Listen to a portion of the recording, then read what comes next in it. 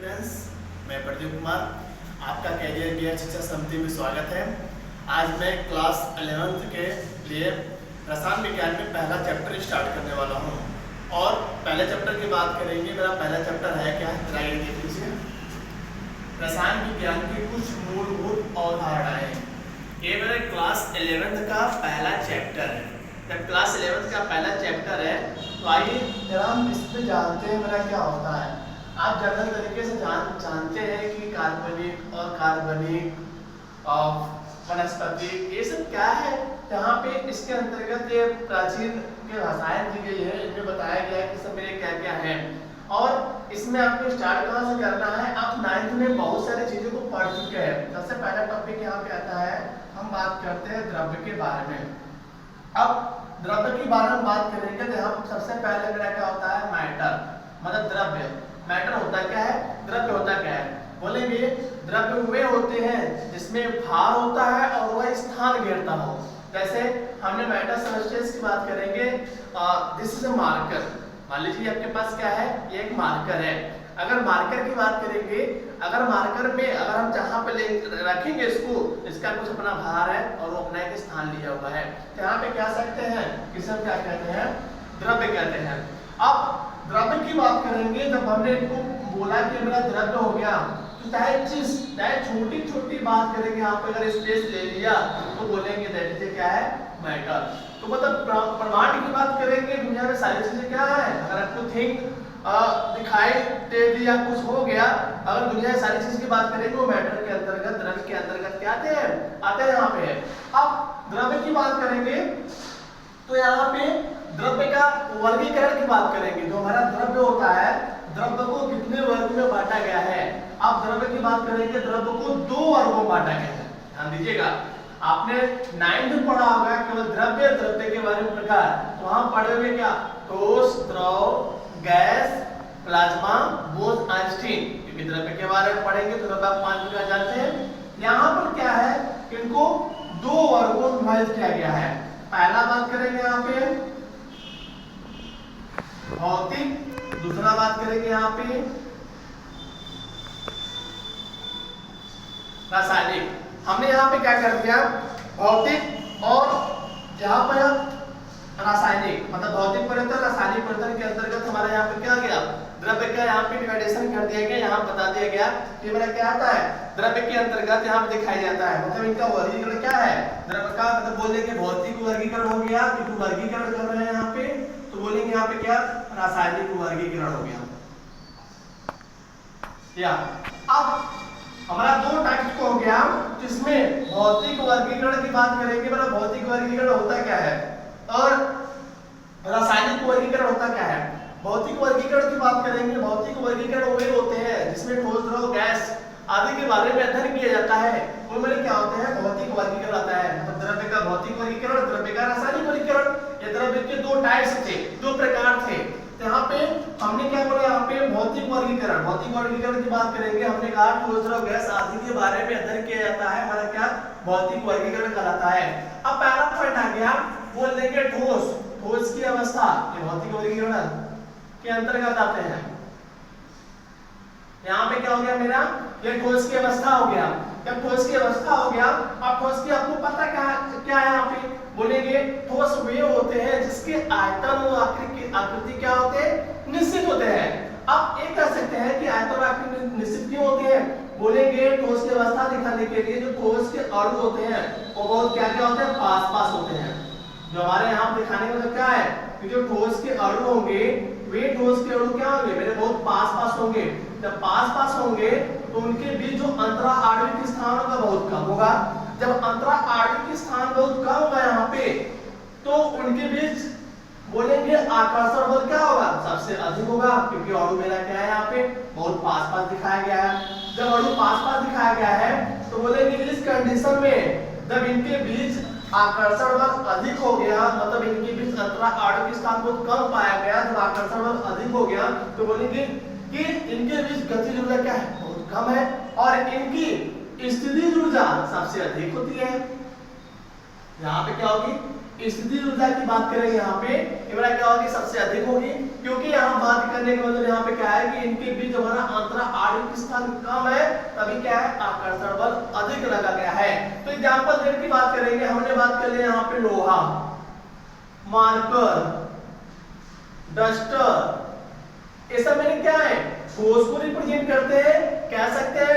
लकड़ी की बात करेंगे इससे हमारा क्या होता है, बर्फ भी कर सकते हैं। यहाँ पे ठोस दिखाने मतलब क्या है कि बर्फ ले लिया। अब उन बर्फ को दिखाने के लिए आपको पता है कि बर्फ के बीच जो मॉलिक्यूल होते हैं बहुत पास पास होते हैं, तभी ठोस कहलाते हैं। ठोस का डेफिनेशन हो गया कि जिनके आयतन और आकृति निश्चित होते हैं। आयतन व आकृति क्या होते हैं यहाँ पे निश्चित होते हैं। जब आयतन व आकृति निश्चित होते हैं मतलब ठोस की बात करेंगे, इनको जिस स्थान पे रखेंगे उनका वही स्पेस और स्थान ले लेता है। यहाँ पे तो हमारा क्या हो गया, यहाँ पे ठोस की अवस्था की बात करेंगे। एग्जांपल मैंने क्या ले लोहा, मार्कर, डस्टर, बर्फ आदि बहुत सारे एग्जांपल है ठोस अवस्था दिखाने के लिए। और ये क्या है भौतिक का वर्गीकरण है, मतलब भौतिक क्या यहाँ दिखाया गया, वर्गीकरण के रूप में दिखाया गया। अब दूसरे की बात करेंगे यहाँ पे दूसरा दिखाने के लिए कि दूसरा क्या होता है, द्रव की अवस्था। द्रव की अवस्था, द्रव की अवस्था दिखाने को तो क्या यहाँ पे है बोलेंगे, जिनके आयतन तो निश्चित होते हैं लेकिन आकार निश्चित नहीं होते हैं। इनको जिस पात्र पे रखते हैं उनका ही आकार ले लेता है। जैसे एग्जांपल की बात करेंगे, एक मैंने यहाँ पे कोई एक पात्र ले लिया, मैंने क्या किया यहाँ पे कोई एक पात्र ले लिया, उस पात्र में हमने क्या किया जल रख दिया। मैंने क्या किया यहाँ पे कोई एक पात्र ले लिया, उस पात्र में हमने क्या कर रहे हैं जल रख रहे हैं। अब जल रख रहे हैं तो आपको पता है ठोस की तुलना में जल के बीच जो अणु होंगे इसे कह सकते हैं थोड़ा दूर दूर होते हैं। ये मेरा क्या है यहाँ पार्टिकल यहाँ पे दूर दूर होंगे। जब यहाँ पे दूर दूर होंगे तो बोलेंगे इनके बीच अंतरा आणविक स्थान अधिक हो गया। जब अंतरा आणविक स्थान अधिक हो गया तो बोलेंगे क्या कि इनके बीच आकर्षण बल ठोस की तुलना में क्या होंगे कम होंगे। तो इनके बीच आकर्षण बल ठोस की तुलना में कम होंगे, तो इसमें तो स्थितिज ऊर्जा अधिक थी तो इनकी तुलना में स्थितिज ऊर्जा भी क्या होगी कम होगी, क्योंकि ये तरल के रूप में होते हैं, मतलब एक गति अवस्था में शुरू हो जाते हैं। इसका मतलब क्या है कि धीरे धीरे इनकी गतिज ऊर्जा में भी मूवमेंट इंक्रीमेंट होने लगती है, जिसके कारण क्या होते हैं यहाँ पे हमने यहाँ पे द्रव में बताया कि इनके क्या होते हैं दूर दूर होते हैं। इसके जैसे एग्जांपल की बात की हमने क्या ले लिया H2O, जल की बात किया फिनॉल ले लिया। यहाँ पे ऐसा मैंने क्या है तरल के रूप में द्रव अवस्था के रूप में लिखा जाता है, जल के रूप में मतलब जल को जिस पात्र में रखते हैं उनका ही आकार ले लेता है। जैसे एग्जांपल की बात करें जल से हमने क्या किया, एक छोटे पात्र में 1 लीटर रखा जल इतना आ गया, तो इसका मतलब क्या है इनका तो कुछ आकार कुछ और है। अगर इनको बड़े पात्र में रखते तो पेली में रहेगा, तो यहाँ पे कुछ चेंज हुआ, मतलब कहने मतलब क्या है ये बड़ा हुआ दिख रहा था फैला हुआ दिख रहा है। इसका मतलब क्या है इनको जिस पात्र में रखेंगे उनका ही आयतन आकार क्या होता है ले लेता है। तो हमारा कहने मतलब क्या है कि द्रव की अवस्था के बारे में दिखाया गया। अब इसमें बात करते हैं तीसरे की बात करेंगे, वो मेरा क्या होता है गैस की अवस्था की बात करते हैं। हमारा गैस की अवस्था क्या दिखाता है, जब गैस की अवस्था की बात करेंगे दिखाने के लिए यहाँ पे तो बोलेंगे जो हमारा गैस के मॉलिक्यूल होते हैं, आप दिखाने को क्या है यहाँ पे जैसे हमने कोई एक पात्र ले लिया, उस पात्र में उनके मॉलिक्यूल को डिनोट कर दिया, तो बोलेंगे कि जिनके आयतन व आकार दोनों अनिश्चित होते हैं उसे हम क्या कहते हैं गैस कहते हैं। मतलब वो गैस की अवस्था के अंदर मतलब कहने मतलब क्या है कि इनके बीच अंतरा आणविक स्थान बहुत अधिक होता है। जब अंतरा आणविक स्थान बहुत अधिक होगा तो बोलेंगे आकर्षण बल क्या होगा बहुत कम होगा। जब आकर्षण बल बहुत कम होगा तो बोलेंगे क्या स्थितिज ऊर्जा बहुत ही कम होगी और इनमें क्या होगी गतिज ऊर्जा सबसे अधिक होगी, काइनेटिक एनर्जी क्या होगी सबसे अधिक होगी। तो काइनेटिक एनर्जी यहाँ पे सबसे अधिक होती है। तो इनके दिखाने मतलब क्या है ये मेरा क्या गैसीय अवस्था में है। कैसे बात करें क्लोरीन की बात करें, हाइड्रोजन की बात करें, नाइट्रोजन की बात करें, ऑक्सीजन की बात करें, ऐसा मेरे क्या है गैसीय अवस्था के अंतर्गत आते हैं। अवगत आते हैं तो इसका कंडीशन दिखाने मतलब क्या है आइए देखते हैं। भौतिक वर्गीकरण के बारे में मैंने क्या क्या बता दिया, आपको रासायनिक वर्गीकरण के बारे में बताएंगे। अब मेरा रासायनिक वर्गीकरण होता क्या है, रासायनिक वर्गीकरण कहने का मतलब क्या है जो द्रव्य होता है उनको रसायन के अध्ययन के बारे में बताया जाता है कि रासायनिक संगठन को लेकर बताया जाता है, द्रव्य को उनका डिवाइडेशन किया गया है जिसमें रासायनिक वर्गीकरण के रूप में दिखाया गया है। अब जब रासायनिक वर्गीकरण के रूप में यहाँ पर दिखाया गया है तो इनमें क्या होगा, जैसे इनमें बात करेंगे यहाँ पे मेरा शुद्ध पदार्थ और जैसे हमारा क्या होगा यहाँ पे हमने हमने इनके रूप में लिया कि इनको हमारा शुद्ध पदार्थ लिया गया है और हमारा मिश्रण के रूप में लिया गया है, मतलब इसमें दो रूप में बांटा गया है, शुद्ध पदार्थ और मिश्रण के रूप में। अब शुद्ध पदार्थ में क्या क्या होता है, शुद्ध पदार्थ को दिखाने के लिए यहाँ पे जैसे हमारे तत्व यौगिक आते हैं, जैसे शुद्ध पदार्थ की बात करेंगे क्या क्या आएंगे, तत्व और यौगिक आएंगे। अब तत्व यौगिक दिखाने के लिए सबसे पहले मेरा क्या तत्व के बारे में अध्ययन करेंगे।